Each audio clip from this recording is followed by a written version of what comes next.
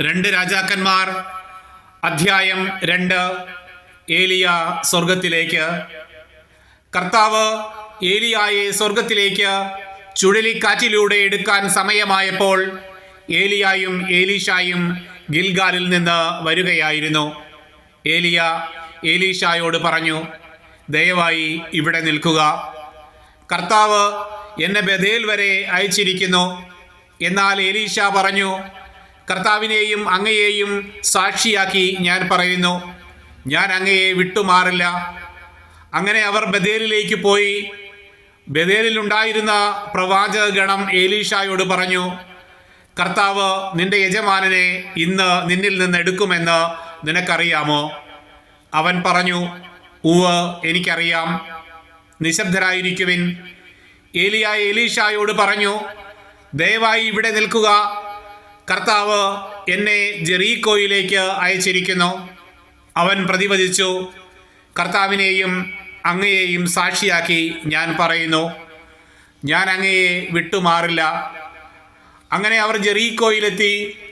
ജെറീക്കോയിലുണ്ടായിരുന്ന പ്രവാചക ഗണം എലീശായോട് പറഞ്ഞു, കർത്താവ് നിന്റെ യജമാനനെ ഇന്ന് നിന്നിൽ നിന്ന് എടുക്കുമെന്ന് നിനക്കറിയാമോ? അവൻ പറഞ്ഞു, ഉവ്വ്, എനിക്കറിയാം. നിശബ്ദരായിരിക്കുവിൻ. അനന്തരം ഏലിയ എലീശായോട് പറഞ്ഞു, ദയവായി ഇവിടെ നിൽക്കുക. കർത്താവ് എന്നെ ജോർദാനിലേക്ക് അയച്ചിരിക്കുന്നു.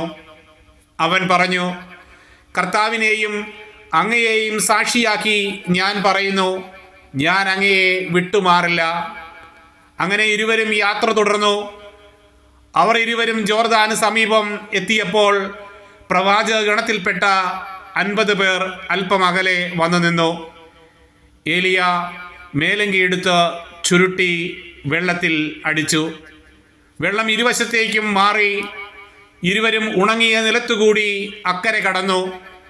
മറുകരെ എത്തിയപ്പോൾ ഏലിയ എലീശായോട് പറഞ്ഞു, നിന്നിൽ നിന്ന് എടുക്കപ്പെടുന്നതിന് മുമ്പ് ഞാൻ എന്താണ് ചെയ്തു തരേണ്ടത്? എലീശ പറഞ്ഞു, അങ്ങയുടെ ആത്മാവിൻ്റെ ഇരട്ടി പങ്ക് എനിക്ക് ലഭിക്കട്ടെ. അവൻ പറഞ്ഞു, ദുഷ്കരമായ കാര്യമാണ് നീ ചോദിച്ചത്. എങ്കിലും ഞാൻ എടുക്കപ്പെടുന്നത് നീ കാണുകയാണെങ്കിൽ നിനക്ക് അത് ലഭിക്കും, കണ്ടില്ലെങ്കിൽ ലഭിക്കുകയില്ല. അവർ സംസാരിച്ചു കൊണ്ട് പോകുമ്പോൾ അതാ ഒരു ആഗ്നേയ രഥവും ആഗ്നേയ അശ്വങ്ങളും അവരെ വേർപെടുത്തി. ഏലിയ ഒരു ചുഴലിക്കാറ്റിൽ സ്വർഗത്തിലേക്ക് ഉയർന്നു. എലീശ അത് കണ്ട് നിലവിളിച്ചു, എൻ്റെ പിതാവേ, എൻ്റെ പിതാവേ, ഇസ്രായേലിൻ്റെ രഥങ്ങളും സാരഥികളും. പിന്നെ അവൻ ഏലിയായെ കണ്ടില്ല. അവൻ വസ്ത്രം കീറി.